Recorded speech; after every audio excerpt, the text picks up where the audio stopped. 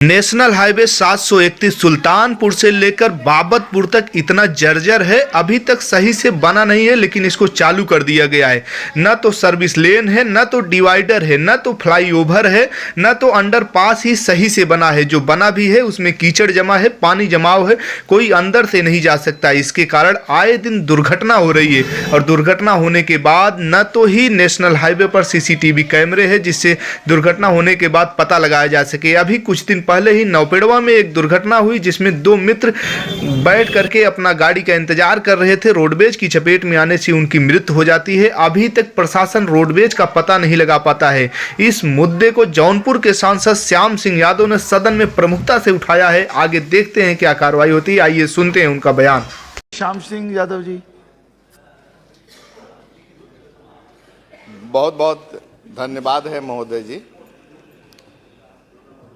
राष्ट्रीय राजमार्ग संख्या 731 बनारस से लखनऊ जो हमारे जौनपुर से होकर गुजरता है, नेशनल NHAI ने बहुत अच्छी सड़क बनाई है। माननीय गडकरी जी अच्छा काम करते हैं तो उनके सड़क की गुणवत्ता पर सवाल नहीं है।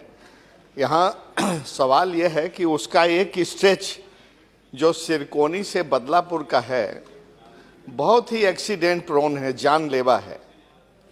हर हफ्ते में 5 से 10 मौतें हो जाती हैं। क्या कारण है इसका? न अंडरपास बना है, न ओवरब्रिज बना है।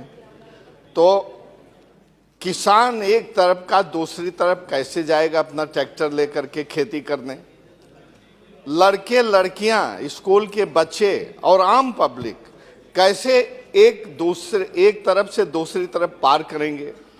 और पार करते ही तेज रफ्तार से आने वाले गाड़ियां उनको रौंद देती हैं, जिनका पता भी नहीं लगता क्योंकि वहां CCTV कैमरे भी नहीं है। तो ये जो सड़क जनता की सुविधा के लिए बनाई गई है वो जौनपुर के लोगों के लिए और ख़ास तौर से उस एरिया में रहने वाले लोगों के लिए एक जानलेवा मौत की सड़क साबित हो रही है।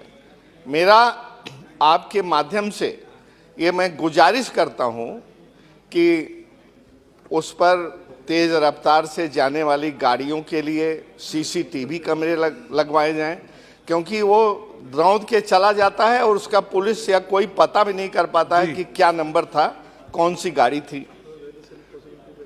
अंडरपास और ओवरब्रिज बनाए जाए और दोनों तरफ जानवर एक तरफ से दूसरी तरफ न जाएं, जिससे अकस्मात सामने आ जाते हैं, एक्सीडेंट हो जाता है। वायर लगाया जाए, फेंसिंग की जाए और उस पर कुछ इमरजेंसी सर्विसेज का भी इंतजाम किया जाए। और रेगुलर पुलिस पेट्रोलिंग तो होनी चाहिए, लेकिन अब वो दूसरे से बताऊंगा कि पुलिस का वहाँ क्या हाल है जौनपुर में, लेकिन वो पुलिस पेट्रोलिंग न के कुछ और करती रहती है। सब बातें शून्य प्रहर में नहीं। मेरा कहने का मतलब है कि मेरी इन बातों पर गौर किया जाए और अंडरपास और ओवरब्रिज बहुत जल्दी से जल्दी बना के लोगों की जान को खतरे से बाहर किया जाए। बहुत बहुत धन्यवाद।